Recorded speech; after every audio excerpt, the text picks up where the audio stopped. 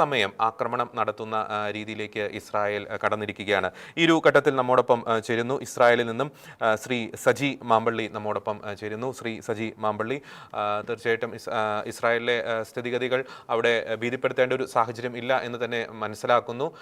ഈ ഹിസ്ബുള്ളകളുടെ ഭാഗത്തു നിന്നും ഈ കഴിഞ്ഞ മണിക്കൂറുകളിൽ തുടർച്ചയായി ഉണ്ടാകുന്ന ആക്രമണം ഏതെങ്കിലും തരത്തിലുള്ള ഒരു സുരക്ഷാ ഭീഷണി അല്ലെങ്കിൽ അവരുടെ ഏതെങ്കിലും റോക്കറ്റുകൾ അവിടെ വന്ന് പതിക്കുന്ന എങ്ങനെ ഏതെങ്കിലും സാഹചര്യങ്ങൾ റിപ്പോർട്ട് ചെയ്യപ്പെട്ടിട്ടുണ്ടോ? അതിനെ കൃത്യമായിട്ടും പ്രതിരോധിക്കാൻ IDF-ന് സാധിക്കുന്നില്ല. ഏറ്റവും ഒടുവിൽ നമുക്ക് ഇസ്രായേലിൽ നിന്ന് ലഭിക്കുന്ന വിവരങ്ങൾ എന്തൊക്കെയാണ് ശ്രീ സജി? Good morning Reji. ഇപ്പൊ നമുക്ക് നിലവിലുള്ള ഒരു അപ്ഡേഷൻ എന്ന് പറയുന്നത്, ഇപ്പം ഒരു 5 മിനിറ്റ് മുമ്പ് നമുക്കൊരു സൈറൺ, ഒരു അലാം നമുക്ക് കിട്ടിയിരുന്നു. നമ്മുടെ ബാങ്കിൽ നിന്ന് ഇപ്പൊ ജസ്റ്റ് പുറത്തേക്ക് വന്നിട്ടേ ഉള്ളൂ. പക്ഷേ എനിക്കൊരു കാര്യം പറയാനുള്ളത്, നമ്മുടെ നാട്ടില് നമ്മൾ പ്രചരിപ്പിക്കുന്നത് പോലെയുള്ള ഒരു കാര്യമായിട്ടുള്ള പ്രശ്നങ്ങളൊന്നും നിലവിൽ ഇവിടെയില്ല. നിലവിൽ പറയുന്നത് പോലെ നമുക്ക് അത്രമാത്രം ഇന്റർസെപ്ഷനോ കാര്യങ്ങളോ ഒരുപാട് അപകടങ്ങളോ അല്ലെങ്കിൽ അതുമായിട്ട് ബന്ധപ്പെട്ട ആളുകൾ ബുദ്ധിമുട്ടുന്ന ഒരു സാഹചര്യം നിലവിലില്ല. പക്ഷെ നമ്മുടെ നാട്ടിൽ പറഞ്ഞു വരുത്തുന്ന പല വാർത്താ മാധ്യമങ്ങളിലും നമ്മൾ കേൾക്കുന്നത് ഒരുപാട് ബുദ്ധിമുട്ടാണ്, ആളുകൾക്ക് ഇവിടെ ജീവിക്കാൻ പറ്റുന്നില്ല, ഇവിടുത്തെ കാര്യങ്ങളെല്ലാം തകർന്നുകൊണ്ടിരിക്കുകയാണ്, ഇവിടെ ഒരുപാട് പ്രശ്നങ്ങളാണ്, ഇവിടെ കെട്ടിടങ്ങൾ തകർക്കുന്നു, മറ്റു കാര്യങ്ങൾ തകരുന്നു എന്നൊക്കെയുള്ള വാർത്തകൾ ഒരുപാട് അളവായി ഉണ്ടാകുന്നു. അങ്ങനെയുള്ള വാർത്തകളൊക്കെ നമ്മൾ കേൾക്കുന്നുണ്ടെങ്കിലും സത്യത്തിൽ നമുക്ക് അങ്ങനെ ഒരു അവസ്ഥ നിലവിലില്ല. നമുക്കറിയാം, ഇപ്പൊ ഹോർമുസ് കടലിടുക്ക് ഏകദേശം അടച്ചിരിക്കുകയാണ്. 70% ട്രാഫിക് അവിടെ നിയന്ത്രിതമാണ്. കാരണം അതിലെ നിലവിൽ ഷിപ്പുകളൊന്നും പോകുന്നില്ല. ഇതിനിടയിൽ യുഎസിന്റെ അബ്രഹാം ലിങ്കൺ എന്ന് പറയുന്ന കപ്പൽ തകർത്തു, അല്ലെങ്കിൽ അവരുടെ സ്ട്രൈക്കർ കാരിയർ തകർത്തു എന്ന് പറയുന്ന ന്യൂസ് വരുന്നത്. പക്ഷെ അതൊക്കെ ഫേക്കാണ്.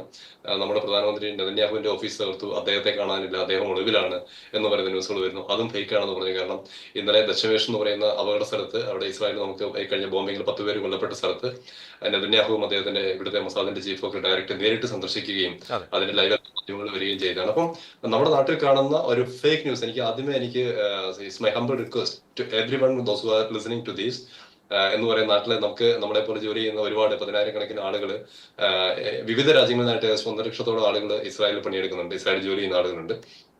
അപ്പൊ അവരെ സംബന്ധിച്ചിടത്തോളം സത്യസന്ധമല്ലാത്ത ഒരു ന്യൂസ് സ്പ്രെഡ് ചെയ്യുക എന്ന് പറഞ്ഞാൽ അവരുടെ ഡിപ്പെൻഡൻസ്, അവരുടെ കുടുംബങ്ങൾ, അവരുടെ മാതാപിതാക്കൾ, പ്രത്യേകിച്ച് അവരുടെ ഫാമിലി ഒക്കെ അവർക്കൊക്കെ വളരെയധികം പ്രയാസം ഉണ്ടാക്കുന്ന ഒരു കാര്യമാണ്. അപ്പം സത്യത്തിലൂന്നി ഇപ്പോൾ ഷക്കീനൊക്കെ കൊടുക്കുന്നത് പോലെ നിങ്ങൾ വളരെ നല്ല ന്യൂസാണ് കൊടുക്കുന്നത്.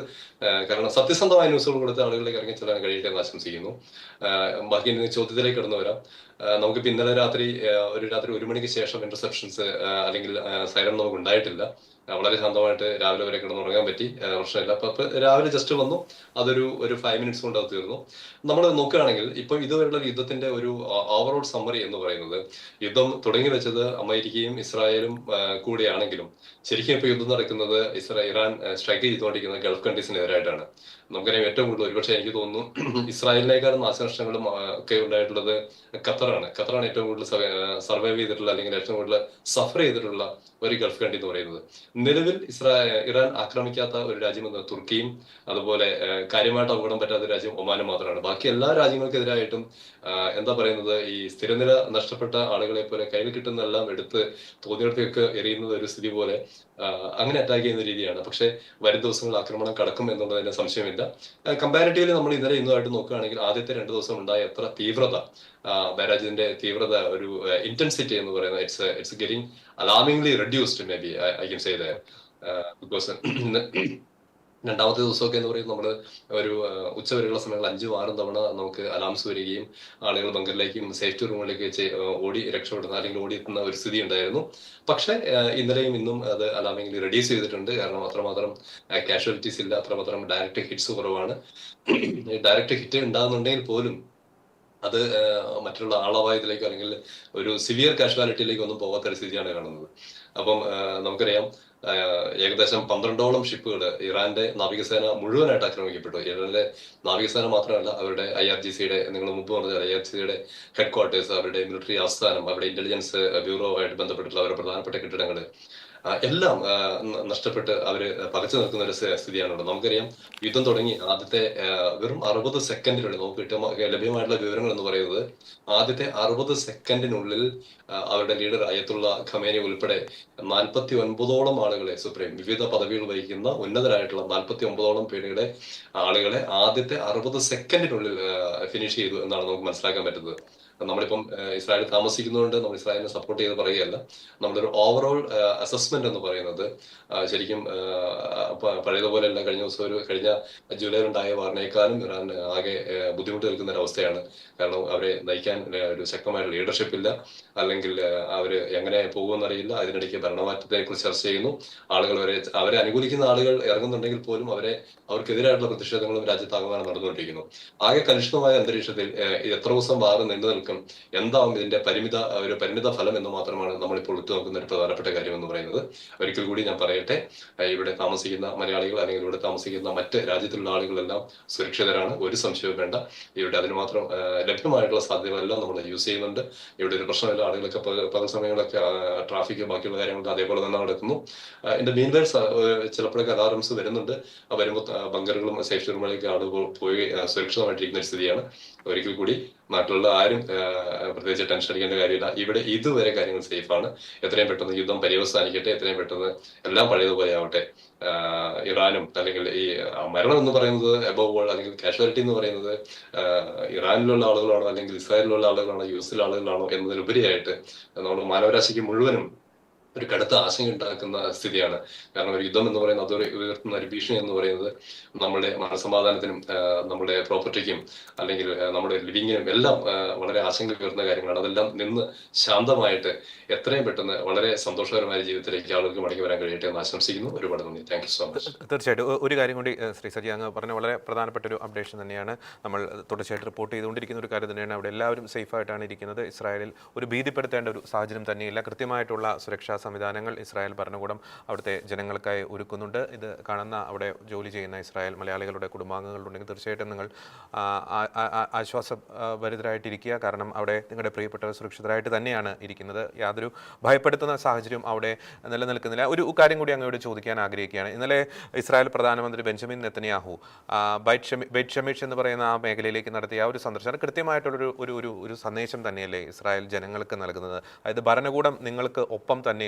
ആ ഒരു ആത്മവിശ്വാസം ജനങ്ങൾക്ക് പകർന്നു കൊടുക്കുന്നതിൽ ഇസ്രായേൽ ഭരണകൂടം വലിയൊരു ഒരു കാര്യം തന്നെയല്ലേ ആ ഒരു സന്ദർശനത്തിലൂടെ നടത്തുന്നത്? മാത്രമല്ല ഈ ഒരു പ്രതിസന്ധിയിലൂടെ അല്ലെങ്കിൽ ഒരു സംഘർഷാവസ്ഥയിലൂടെ കടന്നു പോകുമ്പോഴും സാധാരണക്കാരായിട്ടുള്ള ജനങ്ങൾക്ക് സുരക്ഷയൊരുക്കുവാൻ ഇസ്രായേൽ ഭരണകൂടം കാണിക്കുന്ന ആ നടപടികൾ അല്ലെങ്കിൽ അവരെടുക്കുന്ന ആ തീരുമാനങ്ങൾ അത് വലിയൊരു മാതൃകാപരം തന്നെയല്ലേ? തീർച്ചയായിട്ടും വളരെ പ്രധാനപ്പെട്ട ഒരു ചോദ്യമാണ്. ഒരുപക്ഷെ എനിക്ക് തോന്നുന്നു നമ്മുടെ നാട്ടിലുള്ള ആളുകളൊക്കെ അറിഞ്ഞിരിക്കേണ്ട ഒരു ചോദ്യം, ഒരു ഉത്തരവും തന്നെയാണ്. ഞാൻ മുമ്പ് പലപ്പോഴും നമ്മൾ സംസാരിച്ചപ്പോൾ ഞാൻ സൂചിപ്പിച്ചിട്ടുണ്ട്. കാരണം ഇസ്രായേൽ എന്ന് പറയുന്ന ഒരു ഇവിടുത്തെ രാജ്യത്ത് നമ്മൾ ജോലി ചെയ്യുന്ന ആളുകളെ മൈഗ്രന്റ് വർക്കേഴ്സ് ഞാൻ ഉദ്ദേശിച്ചതാണ്. ഈ മൈഗ്രൻസ് വർക്കേഴ്സിനെ സംബന്ധിച്ചിടത്തോളം അവര് ട്രീറ്റ് ചെയ്യുന്ന രീതി എന്ന് പറയുന്നത് രണ്ടാം കിട പൗരന്മാരായിട്ടല്ല ഇവിടെ ആളുകളെ ട്രീറ്റ് ചെയ്യുന്നത്. തീർച്ചയായും ഇങ്ങനെയുള്ള പ്രത്യേകിച്ച് അടിയന്തര സാഹചര്യങ്ങളിൽ ഇവിടുത്തെ സിറ്റിസൺസിന് നൽകുന്നതിനേക്കാളും ഒരു പ്രിഫറൻസ് നമ്മുടെ ആളുകൾക്ക് എപ്പോഴും പറയാറുണ്ട്. നമ്മുടെ അതായത് ഇവിടുത്തെ ഗവൺമെന്റിന്റെ ഭാഗത്ത് നമ്മുടെ കാര്യങ്ങൾ നോക്കുന്ന പോപ്പുലേഷൻ കൺട്രോൾ അതോറിറ്റിയുടെ നിർദ്ദേശം തന്നെയുണ്ട്. കാരണം നമുക്ക് എന്തെങ്കിലും പ്രശ്നങ്ങൾ ഉണ്ടായിട്ടുണ്ടെങ്കിൽ നമ്മൾ മറ്റുള്ളവർക്ക് വേണ്ടി വെയിറ്റ് ചെയ്യേണ്ട ആവശ്യം പോലും ഇല്ല. നമുക്ക് അവരുടെ പെർമിഷനോട് കൂടി തന്നെ നമുക്ക് വേണേൽ ആദ്യം നിൽക്കാം. അല്ലെങ്കിൽ അവിടെ ഒരു അത്ര ക്രിട്ടിക്കൽ സാഹചര്യത്തിൽ നമ്മുടെ സുരക്ഷ നോക്കാൻ തന്നെയാണ് നമ്മളോട് ആദ്യം ആവശ്യപ്പെടുന്നതും അവർ നിർദ്ദേശം നൽകുന്നതും. ആ രണ്ടാമത്തെ ചോദ്യം എന്ന് പറയുന്നത്, ഇന്നലെ ഇവിടുത്തെ പ്രൈം മിനിസ്റ്ററും അവിടുത്തെ മൊസാദിന്റെ ചീഫും ആണ് നമുക്കറിയാൻ കഴിഞ്ഞത് ഈ ബെത്ഷെമേഷില് അവിടെ സന്ദർശനം നടത്തി. അത് നമ്മുടെ നാട്ടിലൊക്കെ പല മാധ്യമങ്ങളും പറഞ്ഞു നെതന്യാഹു ഇല്ലാതായി അല്ലെങ്കിൽ അദ്ദേഹം രക്ഷപ്പെട്ടു, അദ്ദേഹം മറ്റുള്ള രാജ്യത്തേക്ക് പോയിരിക്കുകയാണ്, ഓടി ഒളിച്ചിരിക്കുകയാണെന്ന് പറയുന്നവർക്കെതിരെയുള്ള ശക്തമായ സന്ദേശമാണ്. കാരണം ഈ രാജ്യത്തിനെ, ഇത്രയും ചെറിയൊരു കൊച്ചു രാജ്യത്തിനെ മുമ്പിൽ നിന്ന് നയിച്ച് ഇത്രയും ബ്രേവ് ആയിട്ടുള്ള ആക്ട്സ് ചെയ്യാൻ പറ്റുന്നുണ്ടെങ്കിൽ തീർച്ചയായിട്ടും അദ്ദേഹം ഓടി ഒളിക്കുന്ന ഒരാളല്ല. അത് ഈ രാജ്യത്തിലെ ജനങ്ങൾക്കും ഈ രാജ്യത്തിൽ ജോലി ചെയ്യുന്നവർക്കും നൽകുന്ന ഒരു ഒരു മാനസിക സപ്പോർട്ട് തന്നെയാണ്. അതൊരു ഭയങ്കര സപ്പോർട്ട് തന്നെയാണ്. നമുക്കത് കാണുമ്പം നമ്മുടെ കൂടെ ഇവരുണ്ടല്ലോ, അല്ലെങ്കിൽ നമ്മുടെ കൂടെ നമ്മൾ ഒഴിവാക്കിയിട്ട് നമ്മൾ പെട്ടുപോയല്ലോ എന്നൊരു സാഹചര്യം നിലവിലില്ല. ഇപ്പൊ ഞാൻ ഇന്നലെയൊക്കെ ന്യൂസിൽ കണ്ടു, നമുക്കിപ്പോ നമ്മുടെ ഗൾഫ് കൺട്രീസിൽ നിന്നൊക്കെ നാട്ടിലേക്ക് തിരിച്ചു വന്ന് അവർ ഇവാക്യുവേറ്റ് ചെയ്തുള്ള ആളുകൾ നാട്ടിൽ വന്ന് വളരെ അതിശയത്തോടെ സംസാരിക്കുന്നുണ്ട്. വിമാനത്തിന്റെ ശബ്ദം കേട്ടു, അല്ലെങ്കിൽ ജെറ്റ്സിന്റെ ശബ്ദം കേട്ടു, എക്സ്പ്ലോഷന്റെ ശബ്ദങ്ങൾ കേൾക്കുന്നുണ്ട്. അത് ഭയങ്കര ഭീകരമായ അവസ്ഥയാണ് എന്ന് പറയുന്നുണ്ട്. അപ്പം എനിക്ക് തോന്നുന്നു ഒരുപക്ഷെ ഇസ്രായേലിലുള്ള ആളുകൾ ഇവരെ സംബന്ധിച്ചിടത്തോളം നമ്മളെ പോലുള്ള ആളുകളെ സംബന്ധിച്ചിടത്തോളം നമ്മൾ അനുഭവിച്ചിട്ടില്ല. അല്ലെങ്കിൽ മുൻപ് ഞാൻ കുറച്ചാണെങ്കിൽ കഴിഞ്ഞ തവണ ഒക്കെ നമ്മൾ ഇതേപോലെ സമാനമായ സാഹചര്യം വന്നപ്പോൾ ആളുകൾ പലരും കളിയാക്കി പറയുന്നത് കേട്ടിട്ടുണ്ട്. അല്ലെങ്കിൽ മറ്റുള്ള രാജ്യത്ത് താമസിക്കുന്ന ആളുകൾ ഒക്കെ വളരെ തമാശ രൂപയിൽ പറയുന്നത് നമ്മൾ കേട്ടിട്ടുണ്ട്. വളരെ ശോകമാണുള്ള അവസ്ഥ, അല്ലെങ്കിൽ എന്താണ് ഇങ്ങനെ. അപ്പോൾ സത്യം പറഞ്ഞാൽ ഇതിന്റെ ഒരു അവസ്ഥ ഞാൻ പറഞ്ഞു വരുന്നത്, യുദ്ധം എന്ന് പറയുന്നത്, ഒരു വാർ ഉണ്ടാക്കുന്ന സിറ്റുവേഷൻ എന്ന് പറയുന്നത്, അതിന്റെ പ്രത്യാഘാതങ്ങൾ എന്ന് പറയുന്നത് ഇറസ്പെക്റ്റീവ് ഓഫ് കൺട്രി ഓർ അല്ലെങ്കിൽ അതിൽ വർക്ക് ചെയ്യുന്ന ആളുകളെ സംബന്ധിച്ചിടത്തോളം സമാനമായ അനുഭവങ്ങളാണ് എല്ലാവരും സമാനമായ അനുഭവങ്ങളാണ് നേരിടുന്നത്. അത് പുറത്ത് ജോലി ചെയ്യുന്ന ഒരാളെന്നോ, ഇസ്രായേൽ ജോലി ചെയ്യുന്ന ആളെന്നോ, അല്ലെങ്കിൽ അമേരിക്കയിൽ ജോലി ചെയ്യുന്ന ആളെന്നോ ഒരു വ്യത്യാസമില്ല. അതിന്റെ പ്രത്യാഘാതം അല്ലെങ്കിൽ അതിനനുഭവിക്കുന്ന മാനസിക വിഷമം അല്ലെങ്കിൽ അതിന്റെ അവസ്ഥകൾ എന്നൊക്കെ പറയുന്നത് എല്ലാം ഒരേപോലെ തന്നെയാണ്. പക്ഷേ ഇസ്രായേൽ എന്ന് പറയുന്ന രാജ്യത്ത് നമ്മൾ ജോലി ചെയ്യുന്ന ഓരോ ആളുകളെ പറ്റി നമ്മൾ സംസാരിക്കുന്ന വളരെ അഭിമാനപൂർവ്വം പറയാം, നമ്മളിവിടെ സുരക്ഷിതരാണ്, നമുക്ക് പ്രശ്നങ്ങളില്ല. യുദ്ധം ഉണർത്തുന്ന, അല്ലെങ്കിൽ ഒരു യുദ്ധത്തിനുണ്ടാകാവുന്ന സ്വാഭാവികമായിട്ടുള്ള അതിന്റെ പ്രത്യാഘാതങ്ങളും അതിന്റെ വിഷമങ്ങളും അതിന്റെ പ്രതിസന്ധി ഘട്ടങ്ങളിലൂടെയൊക്കെയാണ് നമ്മൾ കടന്നു പോകുന്നതെങ്കിലും ഏറ്റവും സത്യസന്ധമായിട്ട് പറഞ്ഞാൽ ഇവിടെ താമസിക്കുന്ന ഓരോ പൗരന്മാരും, ഇന്ത്യൻ പൗരന്മാരും, നമ്മുടെ കേരളത്തിൽ നിന്നുള്ള ആളുകളും അല്ലെങ്കിൽ മറ്റു രാജ്യങ്ങളിൽ നിന്ന് ആളുകളും അവർ സുരക്ഷിതരാണ്. പേടിക്കേണ്ട യാതൊരു സാഹചര്യവും നിലവിലില്ല. ഞാൻ ഉറച്ചു വിശ്വസിക്കുന്ന വരും ദിവസങ്ങൾ കൂടി വന്നാൽ ഒരു 8-10 ദിവസത്തിനുള്ളിൽ ഇത് വളരെ അതിന്റെ പ്രത്യാഘാതങ്ങൾ കുറഞ്ഞ് സാധാരണ നിലയിലേക്ക് ഇവിടുത്തെ ജീവിതം വരും എന്നുള്ള കാര്യത്തിൽ ഒരു സംശയമില്ല. എല്ലാം നമുക്ക് പ്രത്യാശിക്കാം. എല്ലാവരും ഒരു പീസ്ഫുൾ ലൈഫിലേക്ക് തിരിച്ചു വരട്ടെ എന്ന് ആശംസിക്കുന്നു. തീർച്ചയായും സമാധാനം എത്രയും വേഗം സംജാതമാകട്ടെ എന്ന് നമുക്ക് പ്രത്യേകം പ്രാർത്ഥിക്കാം. സംഘർഷങ്ങൾ എത്രയും വേഗം അവസാനിക്കട്ടെ. ഇസ്രായേലിലെ എല്ലാ മലയാളികൾക്കും ഒപ്പം ഭാരതത്തിൽ നിന്നുള്ള എല്ലാവർക്കും, ഇസ്രായേലിലെ സാധാരണക്കാർക്കും, എല്ലാ പൗരന്മാരും അവരെല്ലാവരും സേഫായിട്ടിരിക്കട്ടെ എന്ന് പ്രത്യേകം പ്രാർത്ഥിക്കുന്നു, ആശംസിക്കുന്നു. യുദ്ധം എത്രയും വേഗം തന്നെ അവസാനിക്കട്ടെ. വളരെ നന്ദി സജി, വളരെ ഡീറ്റെയിൽ ആയിട്ട് തന്നെ ഈ ഒരു വിഷയത്തെക്കുറിച്ച് പങ്കുവച്ചു. വളരെ താങ്ക് യു. യെസ്, നമുക്ക്